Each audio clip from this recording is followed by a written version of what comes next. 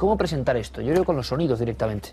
Se cuenta que quizá hacia los años 80 principios un equipo de expedicionarios soviéticos, penetrando en lo más hondo de la Tierra, se encontraron con unos sonidos que no esperaban. Para muchos estos son los sonidos del infierno. Estén atentos, por favor.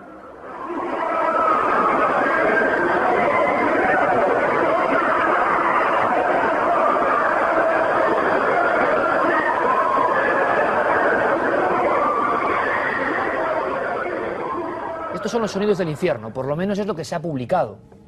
Que un grupo de investigadores en una zona inhóspita de Siberia penetró con sus perforadoras y, según declaraciones de un tal doctor Azakov, y esto se publicó en Medio Mundo, a unos 14,4 kilómetros, estoy dando los datos concretos, repito, que se hicieron públicos en su momento. No tienen por qué ser reales, o sí, ahora vamos a descubrirlo. Esa operación se encontró con una zona donde ese taladro entraba mucho mejor. No sabemos por qué ni por qué no, pero la leyenda o la verdad decía que el equipo del doctor Azakov puso unos micrófonos. La temperatura subió muchísimo, llegó a los 1000 grados centígrados. Y de pronto empezaron a surgir estos sonidos, sonidos de gritos, de lamentos que ustedes han escuchado y que ahora vamos a analizar con atención. Esto se ha convertido, la historia de ese equipo de investigadores en Siberia, en la época, digámoslo así, del muro de Berlín, en algo absolutamente legendario. Para la inmensa mayoría de personas, mito del área de Internet. Ni hubo equipo, ni existe ese pozo tan profundo, evidentemente, y mucho menos se grabó. Y claro, yo sabía que un buen amigo de este programa, el jefe de Ciencia y Tecnología del diario ABC, José Manuel Nieves, sabía más cosas. Cosas increíbles, que les van a sorprender. José Manuel, como siempre, buenas noches. Buenas noches, Iker. Esta historia, lo hablamos tú y yo muchas veces, ¿verdad? Es difícil de superar en cuanto a todo el componente cinematográfico casi que tiene, ¿verdad? Parece un guión hecho exprofeso para ser llevado al cine o algo así, sí. Y un guión que yo creo, José Manuel, que además tuvo mucho impacto y lo sigue teniendo. Porque para mucha gente, y esto es lo importante, esos sonidos que ahora vamos a analizar se convirtieron en una causa de fe. Sí, sí, absolutamente. Lo que pasa es que, como pasa con todas las cosas, ten en cuenta que estos sonidos fueron grabados hace casi 40 años.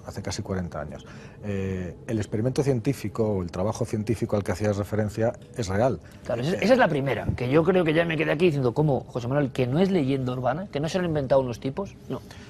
No, lo que es real y forma parte de un proyecto ambiciosísimo que se hizo en la antigua Unión Soviética.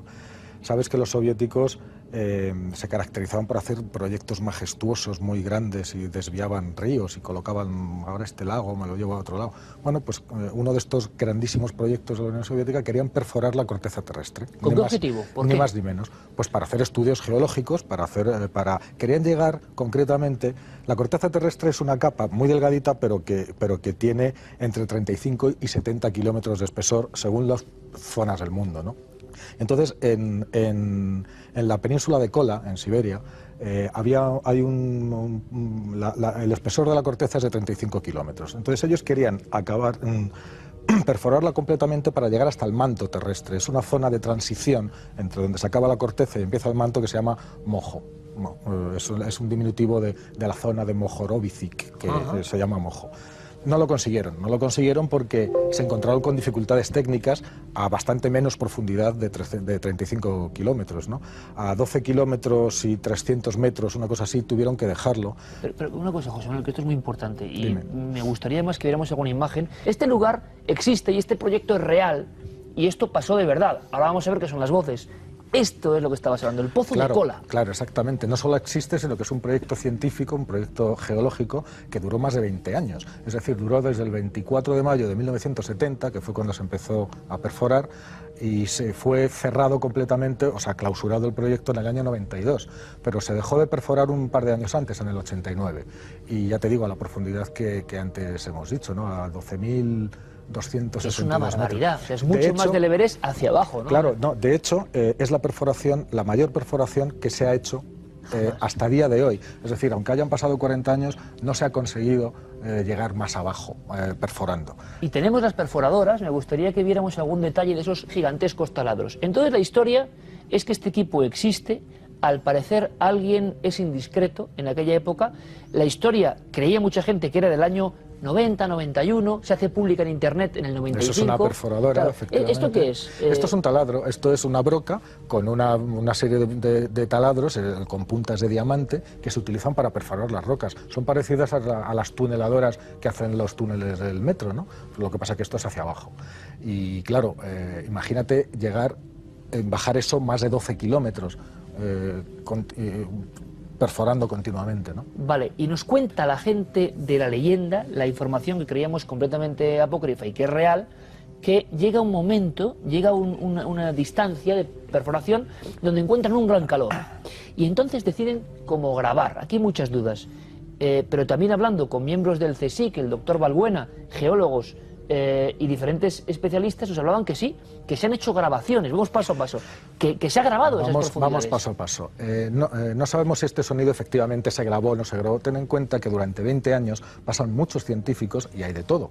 Entonces, este doctor al que hacías referencia, que fue el que hizo las primeras declaraciones de que eran los sonidos del infierno, pues puede que dijera la verdad, vamos, o que él pensara que dijera la verdad, o puede que no. Grabaciones geológicas son bastante comunes, se hacen muchas veces. De hecho, hay grupos en Japón y grupos en Estados Unidos que utilizan las grabaciones para, digamos, escuchar el sonido de las placas tectónicas, ¿sabes?, sobre las que están los continentes, porque toda la corteza terrestre está rota en distintas placas que se mueven e interaccionan entre sí. Es decir, se chocan, se rozan, y genera un sonido, se superponen, claro. Entonces, esos sonidos, lo que están intentando es ser capaces, a partir del sonido, de predecir los terremotos. Luego está el tema de por qué se pararon las excavaciones, las perforaciones. Entonces, hay dos versiones. La versión científica y técnica, que es la que yo puedo aportar. La cuestión es que se encontraron con casi el doble de la temperatura que ellos pensaban encontrarse a esas profundidades, y los instrumentos sencillamente no aguantaban. Claro. Entonces hubo un momento que intentaron lo que pudieron y tuvieron que suspender porque no les aguantaban los instrumentos, tuvieron que parar, y pararon a esa profundidad. Y luego surge la leyenda, ¿no? Y luego está la leyenda. Entonces, según la leyenda, que además fue difundida por algunos de los geólogos, como este doctor que tú citabas antes, dijeron que no, que el motivo no había sido ese, que no había sido un motivo técnico, y no es más que el proyecto original de la Unión Soviética no era perforar la corteza terrestre, como de hecho era, sino buscar el infierno, o sea, encontrar una prueba del... Imagínate los soviéticos buscando el infierno. Bueno, pues se llegó a decir incluso eso, ¿no? Y que no solamente lo habían intentado, sino que lo habían conseguido. Vamos a volver a escuchar esto, y quizá incluso, José Manuel, Yo he tenido ocasión de escuchar algún otro sonido geológico, digamos. Eso es lo que te iba a comentar. Y tiene un cierto parecido en algunos aspectos, no hay dos puntos iguales, pero lo que yo he oído otras veces son, pues imagínate, chirridos, que pueden ser muy bien la explicación lógica de estos gritos. Vamos a una cosa, vamos a escucharlos, ¿te parece? Que la gente lo escuche, la grabación en completo, y luego tú me comentas qué podría ser, si esto realmente pertenece a esa grabación concreta que se hizo en el Pozo de Kola, en Siberia, entre los años 70 y 1980 aproximadamente. Escuchamos, por favor, muy atentamente. Estos son los sonidos que dieron la vuelta al mundo, llamados sonidos del infierno por parte de un equipo de investigadores reales soviéticos.